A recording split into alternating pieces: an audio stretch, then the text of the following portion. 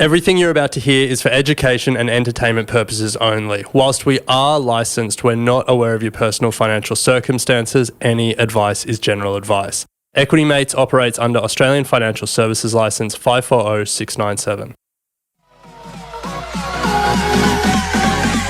Equity Mates! I will say this about investing. Everything you do learn is cumulative. What I learned at 20 is useful. Welcome back to Equity Mates Investing, a podcast where we explore what's possible in the world of investing. If you've just joined us for the first time, a huge welcome.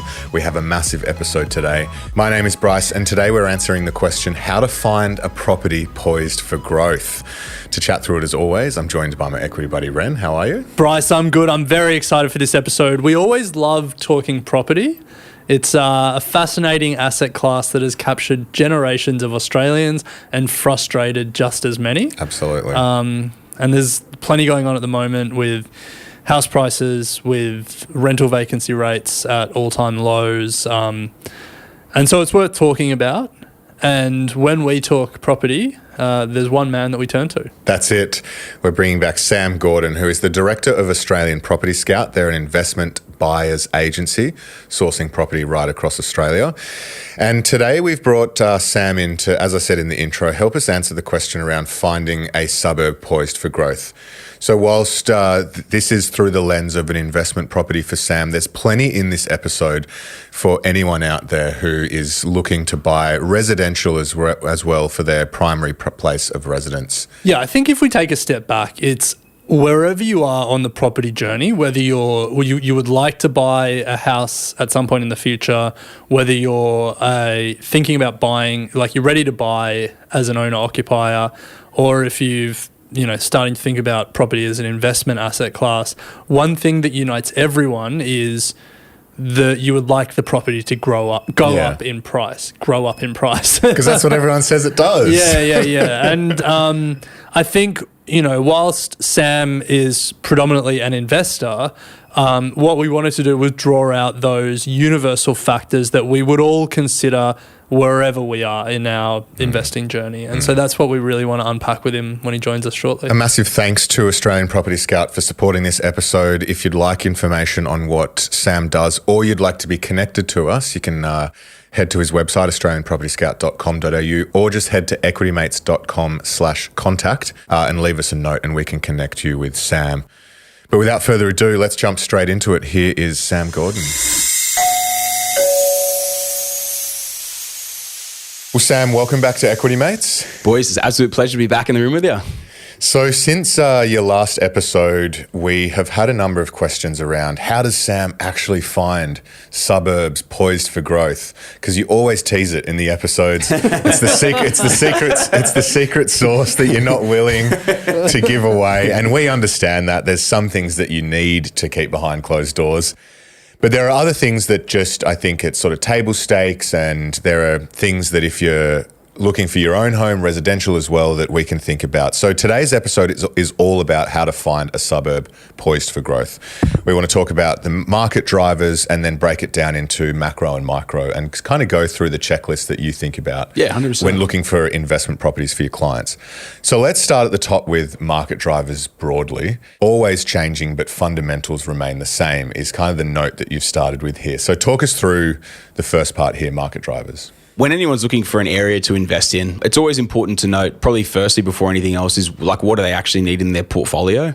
A growth location or finding the best growth location is obviously what everyone wants to try to achieve, but it really comes down to budget and what are you trying to achieve out of it. So you may also need a strong yield out of it, so that may change your parameters of what you're chasing as well. You may need to purely chase cash flow, but you might want to do that in a growth location so you get the growth and rental growth as well, but you might need an area that you can target from a cash flow perspective as well. But if we're purely chasing growth and just trying to find obviously the highest performers, what we're looking for are the market drivers that are going to put a market under proper pressure. Again, there's multiple facets to this. Do you want something that's already running, which is easier to find because the pressures are typically already there?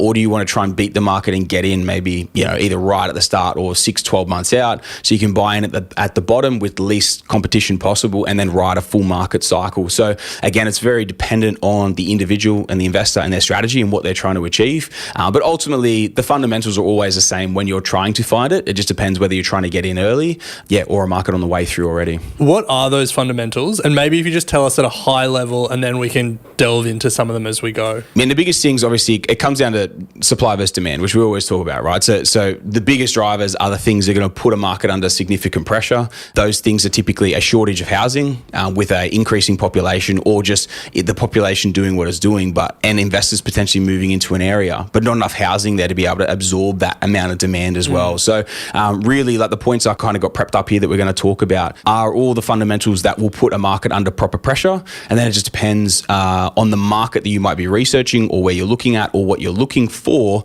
It's really overlaying and almost getting, it's almost like a checkbox, like this location, how many of these boxes does it check? So some of them matter a little bit more than others, but the more of them that you check, the more likely that you are in a growth location. So let's go through the macro fundamentals. I'll just kind of list them out so we are aware of what we're going to cover. And then to Ren's point, let's go through some of them. So the macro fundamentals are the cycle, the state influences on property, population growth, unemployment rates, infrastructure projects, economic vibrancy, land inventory, and build prices. Yes. So they're the big macro fundamentals that go into what drives the market or the suburb that you're looking at. So let's start with cycle. Yep. Talk us through it. Cycle's a funny one because a lot of people try and dispel the idea of a cycle, but I am very pro understanding a cycle and making sure you're buying at the right point. A lot of people will talk also about past growth, right? But past growth is definitely not an indicator of future growth. So if an area has had 12 to 15% or even 10 to 15% per annum average capital growth over the last 10 years, I'm very wary of an area like that because it's more than doubled in the last 10 years. So it's something you have to be, again, very, very careful of. And so when you're understanding the cycles that a market's in, really you're understanding it from an affordability perspective. How much room does it potentially have for growth? It really comes down to an affordability perspective of where it's at. And when it's had a huge run, a lot of the time it doesn't have that potential to continue to grow, because when you look at an affordability, and we've spoken before about median incomes to house price ratios, it's so important to understand this, because if you're buying in something that's at a very frothy point from that perspective, it doesn't really have the room to grow. So when we talk about cycles, we're typically talking about cities. States can sometimes be kind of, almost bundled into a cycle. But normally it's like a city or a region. Where is it at in a cycle? Is it nearing a peak? Is it past the peak? Is it bottoming? Is it just lifting up? It's very important to understand where they are. To get a really good snapshot of whether it's worth initially putting the time into researching it or not. I think the classic example that you've spoken to us before was everyone thinks about Sydney just being an uninterrupted growth story, but really and correct me if I remember this wrong, but between 2003 and 2013, Sydney basically traded flat. Yes. And then the cycle really picked up from 2013 to just before COVID. Yeah. And so that's a classic example where that 10-year period, as you were getting into 2010, 2011, 2012, you could have looked at Sydney and said, it's been almost 10 years of nothing. Yeah. There's opportunity here. And then you look at the other markets that doubled in that time frame. So Perth, Brisbane, Adelaide, Hobart, they all doubled from 2004 to 2007. So it's this period where Sydney flatlined for 10 years. You could have doubled your money in any of those capital cities or more. A lot of them actually did around about 120 to 150% as a city. So imagine sub-markets that actually outperformed that as well. That's why I was kind of saying it was almost like an anomaly, because doubled in 13 to 17, trailed off until COVID. Literally, it actually dropped off by about 10 to 20% depending on the location, and then obviously went through that COVID run. But obviously there's different pressures, and we are in a different environment right now that was brought on due to COVID. A lot of build companies going under, so not being able to build enough homes. Now we're in massive population growth. So we're in a bit of a different time, but even still, when you understand the affordability of a market in its cycle, that can really be a very, very early indicator of, do I even put the time into this? And a couple of these big ones from a macro perspective are designed to cancel areas out. And that's the whole point of when you're going through a checklist. It's almost like peeling back the onion, you know what I mean? You got heaps on the outside initially, you peel that layer off and you get rid of heaps of them because it's the biggest, right? And then again, you peel, and you keep peeling back these layers to eliminate areas. You're not trying to find areas, you're trying to eliminate areas in this, especially this early piece, where you're starting with over 15,000 suburbs. And when you're looking for data on 15,000 suburbs, what's your data source to sort of get that? Is it just core logic, or is there Like I'm you're smiling, so I'm guessing you've got some proprietary data. But like for punters like Bryce and I, if we want to sort of see where different suburbs are in cycles, I mean, CoreLogic definitely gives you like a very easy indicator. If you're just looking at like kind of average annual growth rates, even I think realestate.com will provide that sort of stuff. So there are free platforms that'll give you that sort of average annual data. In terms of like the proper data we use, we have 6 different sources that we pull from, plus proprietary stuff that we have internally as well. So there's a lot of like, and the 6 are paid, sources where we get that data from. That is one of those things, you can very easily sort of find that. You go looking for average annual growth rates just to give you an understanding of where should we just eliminate immediately. Yeah. So the second one is state influences on property. Yeah. So how does that affect what you're looking for? Yeah, man. So it's a very big one. So again, it allows you to very easily eliminate states at a certain points in the cycle. So if you look at, say, an area like Victoria right now, they just went through a massive land tax reform. They went through a big landlord reform as well. So like, you don't really want to be a property investor in Victoria right now. And we're seeing a big exodus of people actually selling out. So I've got family that are actually real estate agents in Melbourne. I've got a lot of investors, clients, obviously, that live and based in Melbourne and previously had properties there as well. There's just been a huge exodus in the last like sort of 6 to 12 months. I don't see that changing anytime soon. They're not making it pro investor area. They're trying to kind of get that shift back to owner-occs. It may bottom out sooner than a lot of other areas, which means in the next couple of years it could be worth looking at. But right now we're not at the bottom yet. We're kind of going through that downward sort of slide as people are exiting. And they're the sort of things, and they change all the time. So Queensland in 2019, it was 2022, I believe it was running really hard due to COVID. A lot of internal migration of people moving up from the southern states. I did it, so I moved up from Sydney and moved to Queensland, and there was this huge shift. And then they brought in the land tax reform. Again, they did it as well. It lasted, I think from memory, it was either 98 or 101 days or something like that. I openly went and called that it was going to get overturned. I just didn't see how it was, because the housing crisis was so prominent in Queensland at the time. The whole idea of it was to stop investors, but what they did was they did a land tax grouping, right? So regardless of, you could own one property in Queensland and 20 properties in Sydney, they would take your rateable land value in Sydney and apply it to Queensland and tax you on the whole amount. Oh, wow. So there's a mass exodus, and it went dead flat for about 9 months because they were talking about it. They brought it in. Heaps people exited, and then they overturned it. But then heaps people were still like it was just such an uncertain thing. They do have a really significant impact on the market, and that can even come into land tax reforms, landlords, first homeowner grants, all that sort of thing as well. Depending on where the market's at or what the prominent thing is, even in potentially an area, grants and different things can drive massive booms on that front as well. Like the build crisis that we're in right now is because government's brought in a grant for, it was only a small window, but it made so many people jump into land and start building, and then people were fixing pricing on contracts that were 12 months away from starting. And then by the time they got there, material and labor increased so much, builders couldn't do it profitably.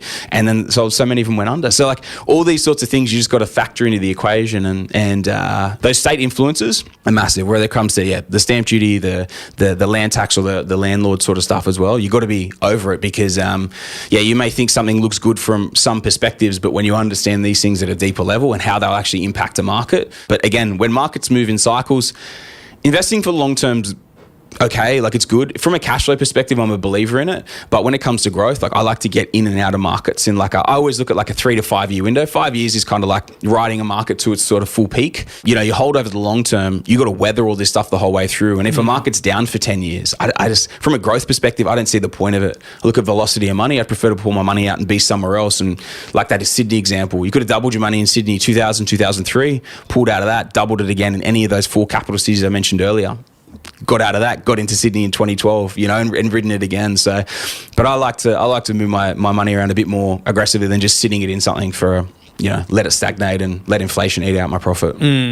So the third big factor is one that I think people probably intuitively understand, population growth. So is there any quirks to this, or it's just a supply and demand game? When we're talking about sourcing locations, obviously population growth has become a big thing in the last, let's say, 12 to 18 months, right? Because borders were closed, reopened, Australia's getting smashed.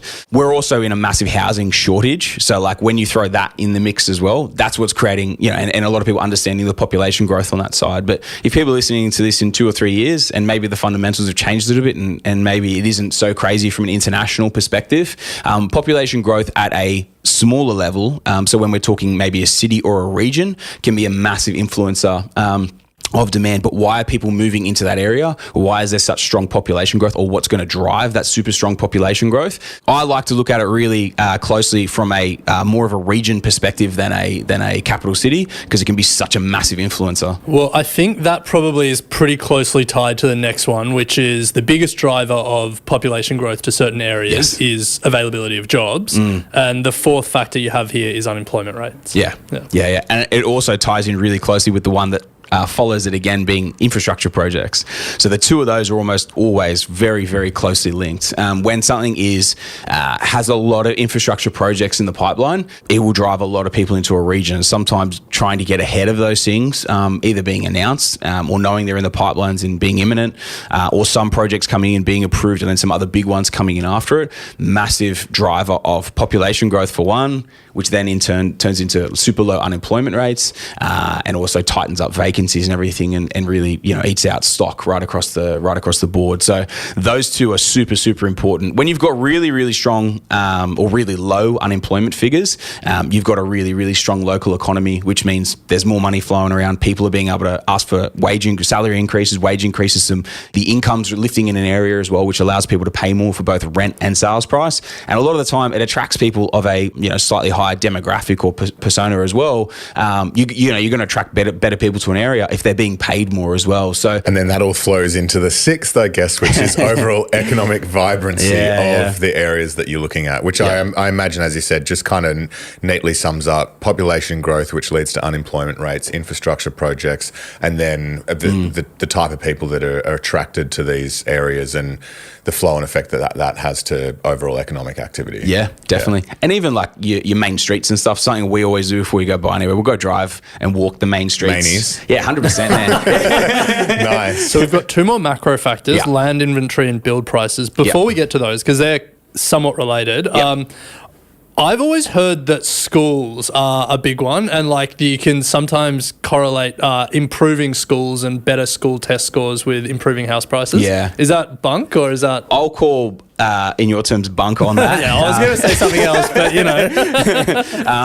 when a market's flatlining, if somewhere's like desirable from something like that as a perspective, let's say Sydney when it had its downturn and all the rest of it in 2003 to 2013, your areas that are more desirable from that perspective, yes, they will stay more desirable, right? But they're always going to trade at a premium from that perspective regardless. My honest belief is you actually will be able to get a better deal away from those areas that aren't in super high, like aren't in that typical like really high owner-occ demand areas.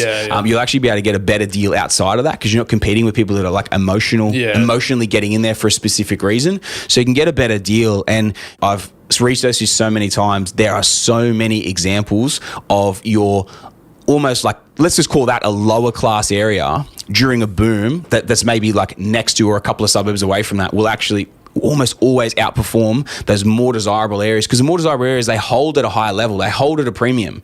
But when the market runs, man, like people are just trying to get, okay, what can I get in that's still close to that? And so they'll still buy into those sorts of areas very nearby. I look at the stuff that we bought in Brizzy and went through the boom, and the more salubrious areas that were actually highly desirable from an owner-occupier perspective did maybe, during the COVID boom, maybe like 50 to 60%. And some of our kind of more lower class sort of areas that weren't as desirable that were going through gentrification did between 90 to 100% in the same time frame.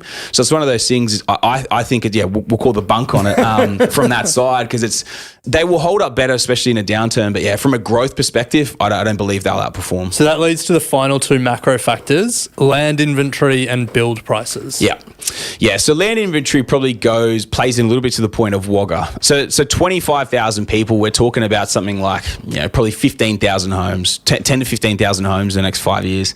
For a city the size of Wagga and how many building companies are going under, like it's an impossible sort of prognosis. You know what I mean? Like it takes too long to get these things approved. and then like the land approved, DA approved, and then obviously get it through, stamped by council, then actually get it developed, and then actually build the homes on them as well. So it's like the government saying they want to build $1.2 million homes. We're 1 year in and we're 90,000 homes short of the first year target. We're not going to hit it, you know what I mean? Like, so it's one of these things of understanding the land inventory coming through. It's really important to understand what stock will be coming on, and it works both ways. So when you can see that it's very, very tight and there isn't that much coming through, or you know it's a council that's really slow, if all these things are overlaying on each other and then land inventory is really low, or that process, like there's just not that much coming through from that perspective, you know it's going to be a delayed period before new homes, whether it's, apartments, townhouses, or land to actually be built on comes through. And if we're going to have that lag time and that lag period, we know we've got a better chance of like a really strong upsurge. But then on the flip side of it, if we can see a lot's coming through from all these different projects of apartments, townhouses, land, builds, all the rest of it, if we know, Stockland's got a 5,000 home block estate that they're releasing over the next 5 years, that's a lot of land coming to the market that home buyers are probably going to gravitate towards that and not have the pressure on the existing housing market. But again, that depends, because if we're talking of even a regional city of 200,000-300,000 or something like that, or even 100, 150 or whatever, it's all relevant to the size. So 5,000 might be nothing compared to the city, or 5,000 could be heaps, could be 10% of the homes in the area. So it's really important to understand what's coming through compared to the housing market that's currently there, and then how is that actually going to affect house prices, be it up or down, or no real effect on it. Well, Sam, we're going to take a quick break, and then on the other side, we will look at 4 micro factors that drive house price growth. We'll be right back.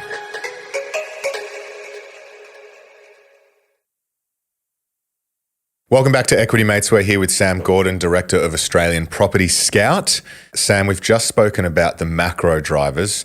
There's 4 micro drivers. So we've got affordability and median incomes, which you mentioned at the top of the show, vacancy rates, and then gentrification and the desirability of the area. Yeah.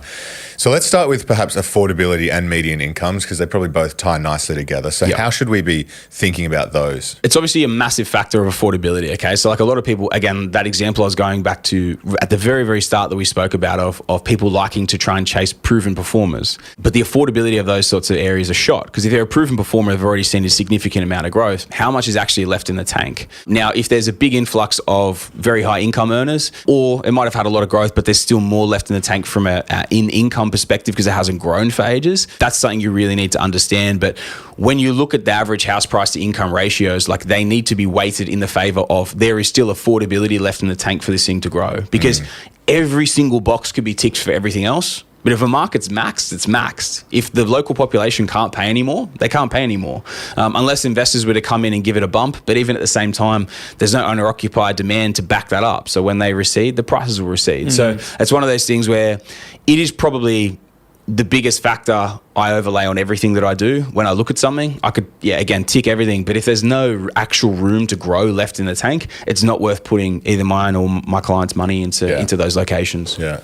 So this, again, might be proprietary data, but you can, if we can sort of get an idea of house prices from CoreLogic and REA, where are you getting like suburb or regional level income data? That's they're the paid sort of things that you have to pay for to get access to that sort of stuff. So there is like outdated ABS stuff, but again, it's always outdated. And you look at the wages based on like last census or something, isn't it? Yeah, and like it's just not that accurate. There's a lot of different ways that this is sort of generated and put together. But yeah, man, it's effectively the way we get that in, especially in as a real time, as as close as we can get from that perspective. We have to pay for that stuff. So so affordability and median incomes are sort of tied together. The next one is vacancy rates. Yes. Vacancy rates are they're very, very important. So if an area's got a loose vacancy rate, does anywhere have a loose vacancy rate at this point? Yeah, right now, no. Yeah. But again, that's why we're talking in unprecedented times of where we are right now. In the next couple of years, things will change. And again, like if people were to listen to this the next couple of years, or they take down all these notes for the way that they assess a market, all right, you might build a good portfolio over the next few years, but you've still got to overlay all these things to make sure you're making the right decision. But right now, definitely vacancy rates across the board are pretty tight. Can you give us like a band in terms of, not right now, but in normal times,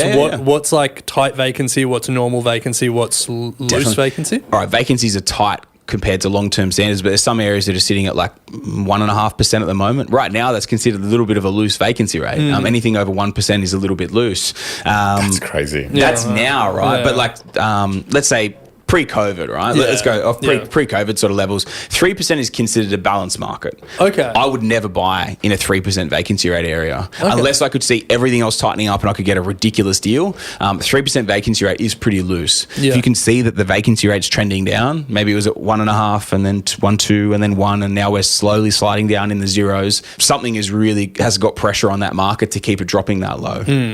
Now, I'm sure there are proprietary sources of data there, but this one I know CoreLogic track, at least for the major capital cities. So for vacancy rates? Vacancy rates, dude, you can jump on SQM Research and it's got all your vacancy rates across the whole country for free. So I'll give you that one for free. Nice. What was that? SQM Research. SQM Research. Yeah, nice one. yeah. Oh, I can't remember the dude's name that runs it, but there you go. A little shout out for him for his business. Nice. That's good. Love that. Man. And then the final one we've got here is gentrification. And this is one close to Bryce's heart as he now lives in Redfern. and Yes, is let's part go. of the gentrification wave Definitely, there. man. Let's Definitely. go. Give Bryce some tips on what he should be doing. Talk to us about gentrification. Yeah, gentrification is huge. Like, let's go Redfern, for example. 20 years ago, seen as the Bronx of Sydney. It's gone through massive gentrification. So huge amount of housing commission there that was sold off. The old terraces that were there, like I know like old salty sea dog investors that are like 60 and 70 and they bought them for like $7,000 and then sold like terraces and then sold them 2 years later for 20 grand. And amazing result, but like I didn't want to hold it there. Now they'd be worth like 3-4 million or something, you know what I mean? And this was probably, 70s and 80s sort of time frame. If you can buy into an area or understand gentrification that's coming through, it can seriously change a market, especially when we look at like affordability rates and income to house price ratios. The only thing that ever properly warps that is when an area goes through gentrification, because when it gentrifies, all of a sudden people are happy to move in there that previously weren't happy to move in there. They might be higher income earners. Again, we saw this a lot in Brisbane, where those areas I was talking about that were seen as lower socioeconomic, when people out of the mid-ring sort of suburbs got pushed into those, all of a sudden they were buying the old crappy houses and doing them up. And all of a sudden, the demographic completely changed and the persona of the suburb completely changed. And then all of a sudden it might not be seen as like super desirable, but it's seen as okay to live in. We've seen so much of this change, and like Redfern's a prime example of it. There's a region that we're buying in pretty actively at the moment. And when we first entered like 2 years ago, there was this one suburb that like we'd only buy there if like it was a really, really good deal. It wasn't a terrible suburb. It wasn't like the worst in the region, but it wasn't great. But if someone has a really limited budget, they needed a great yield and we could get it at the right price, we'd obviously make them aware of some associated risks. The really interesting thing to watch over the last 2 years is the amount of owner-occupiers, in particular young tradies that grew up in the nicer areas, and then they've gone in and bought these and either done them up to rent or done them up to live in. Some of them done them up to flip. And then all of a sudden, this suburb is now like seen as not one of the best in the area, but it's no longer like near the bottom. It's definitely like middle of the pack or better, because now there's so many renovated properties coming to market. People who never would have bought there are now buying there, living there and liking it. And so now it's like it's opened that door, and especially, obviously, that was 2 years ago. It sort of changed over that period. A year ago, we saw the shift that was really happening. And again, it comes to getting on the ground and actually driving around. And this region in particular is our hardest region in the country to be able to do renovations. When you go up there, you understand why, because almost every house is getting renovated. Like it's not every house, but like it's ridiculous percentage of like how many houses are getting traded and renovated. And it's completely changed that suburb. So now that suburb is no longer probably where we would see maybe it going from 0 at the bottom to 100, 120%. Now, because of the different demographic and income earner that's moved into it, now it could do 150, 180, 200. Like it has to be assessed. Like we always continually assess that. But yeah, man, that's where it's really changed from that front. Nice. Well, Sam, thank you so much. That brings us to the end of the factors driving growth. So we had macro and micro there. We'll include the link to the SQM research in the show notes as well if anyone wants to check out vacancy rates.